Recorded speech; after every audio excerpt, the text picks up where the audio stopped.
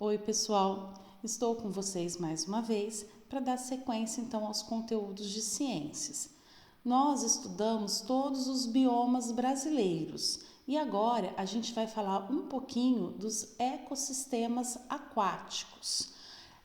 Rios, mares, lagos e praias são então exemplos dos ecossistemas aquáticos.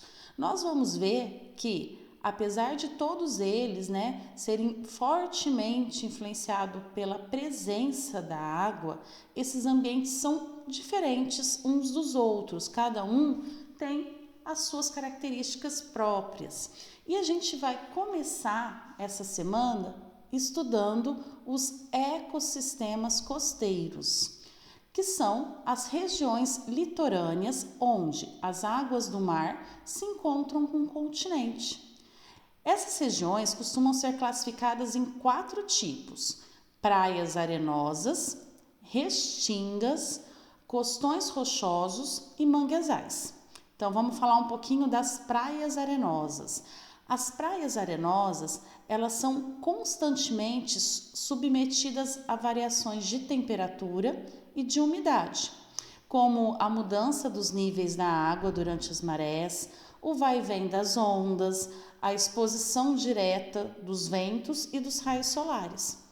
Esse ecossistema ele é formado principalmente por grãos de areia e tem alta concentração de sal, então ele tem uma alta salinidade e é pobre em nutrientes e também ele é de difícil fixação para as plantas, por ser formado principalmente então por grãos de areia, dificulta a fixação das plantas. Então, quando existe vegetação, essa vegetação é rasteira, bem separada, bem dispersa e de pequeno porte. A fauna, a gente tem vários animais, que vivem nesse ambiente. Como exemplos, a gente colocou aqui para vocês o caranguejo Maria Farinha, que vive em túneis que ele cava aí nas areias da praia, e também as tartarugas marinhas que usam desse ecossistema para colocar os seus ovos e deixar eles ali na areia aquecida, tá? Aqui a gente vê então a imagem de um caranguejo Maria Farinha, que vai cavar túneis e viver então dentro aqui da areia, e a tartaruga marinha, que não é um animal que vive na areia, mas ela vai até a areia para cavar os seus ninhos, e colocar aí os seus ovos e deixar eles encobertos até eles se desenvolverem, depois eclodirem e as tartaruguinhas que nascerem vão voltar para o mar, certo? Bom, o segundo ambiente que a gente ia falar, é a restinga. A restinga, ela ocorre na planície arenosa que vai desde a praia até o continente. A vegetação desse ecossistema vai variar conforme a disponibilidade de nutrientes, de luz, de umidade e de condição para fixação dessas plantas. Tá? Então, próximo da praia, que tem muita areia, é formado principalmente aí por grãos de areia, vão existir plantas rasteiras, que são dispersas, são de pequeno porte, porque a dificuldade de fixação é maior. À medida com que a gente vai avançando para o continente, a vegetação vai ficando mais densa. E aí a gente vai ter, então, arbustos, às vezes algumas árvores, até epífitas, como as orquídeas e as bromélias nessas árvores. A fauna das restingas tem muitas aves, répteis, insetos e crustáceos. E esse ecossistema, ele está sofrendo muito por conta da expansão urbana, da poluição e das queimadas. Então, isso vai estar causando a destruição desse ecossistema.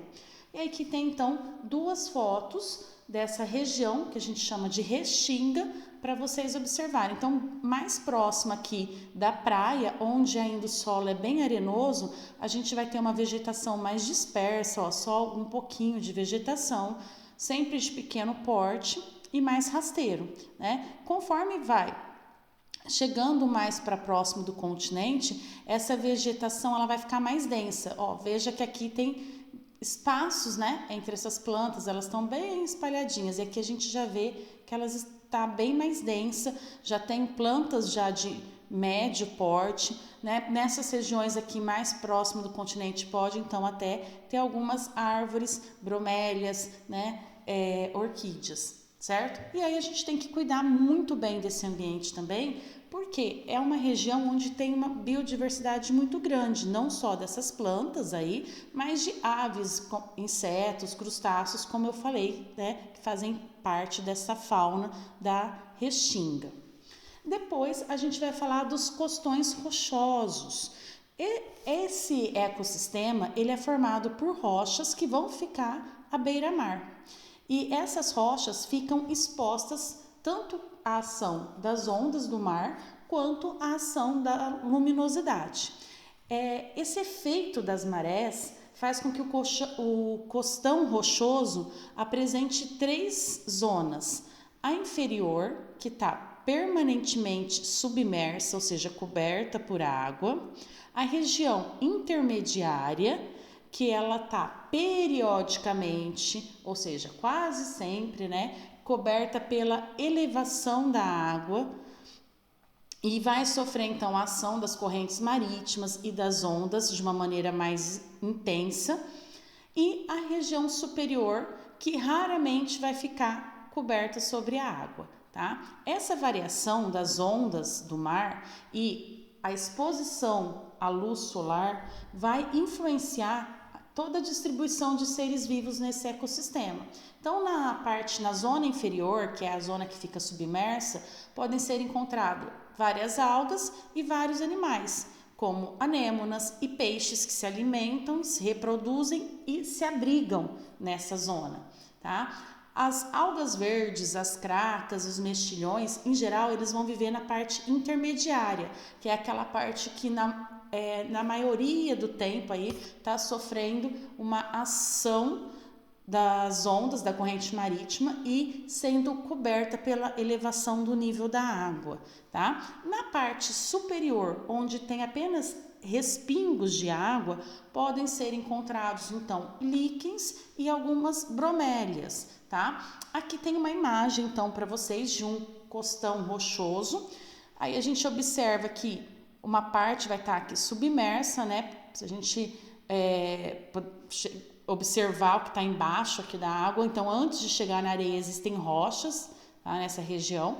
Nessa região, então, eu tenho vários seres vivos que se abrigam, se alimentam, que vivem aqui, né? Como eu falei para vocês, algumas algas, anêmonas e peixes. Na região onde a maré sobe e encobre periodicamente, a gente vai encontrar alguns crustáceos, mexilhões, cracas, né, presos às rochas. E nas regiões que a água não chega a encobrir, mas vai estar sempre com um respingo de água, a gente encontra, então, líquens e algumas bromélias, que são essas regiões aqui que a gente vê um pouquinho mais de vegetação, tá?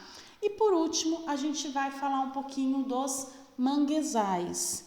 Os manguezais, eles ocorrem nos locais onde os rios desembocam no mar. E nesse ambiente, a água é salobra. Por quê? Nas marés altas, a água do mar vai se misturar à água doce do rio. E durante a cheia do rio, a água doce vai ser lançada mar adentro. Então, essa água, ela não vai ser nem doce, nem salgada, né? Ela é uma água salobra, que é muito rica em matéria orgânica em sedimentos trazidos pelo rio. O solo, ele é um solo lodoso, que vai ser rico em nutrientes, só que ele é pobre em oxigênio. Então, isso faz com que as árvores desse ecossistema apresentem adaptações para poder sobreviver nesse solo com pouco oxigênio. Algumas vão possuir uma estrutura chamada de pneumatóforo, que são estruturas que se projetam para cima do solo e vão auxiliar a respiração do vegetal. Então, é muito comum esse tipo aqui de raiz aérea, né, nas árvores dos manguezais. E, né, olhando aqui mais perto, né, vocês conseguem perceber essas projeções e muitas vezes dessas raízes partem, então, estruturas verticais que vão ajudar esse vegetal a obter o oxigênio, já que o solo é pobre em oxigênio. Os manguezais, eles também são muito importantes para os animais, como peixes, que vão se reproduzir e vão depositar seus ovos nesse ambiente. E além desses peixes, também existem vários tipos de crustáceos, como esse exemplo que eu coloquei aí na imagem, que é o caranguejo uçá, e vários tipos de aves, como a garça. Então é um ambiente muito rico em nutrientes, muito importante, é um ecossistema de grande importância para várias espécies que utilizam dela para se reproduzir, né? E a gente precisa também cuidar e preservar esse ambiente, como todos os outros que a gente tem estudado até agora. Certo, pessoal? Então esse é o conteúdo dessa semana. Espero ter tirado as dúvidas de vocês e a gente se encontra numa próxima aula. Beijos e até mais!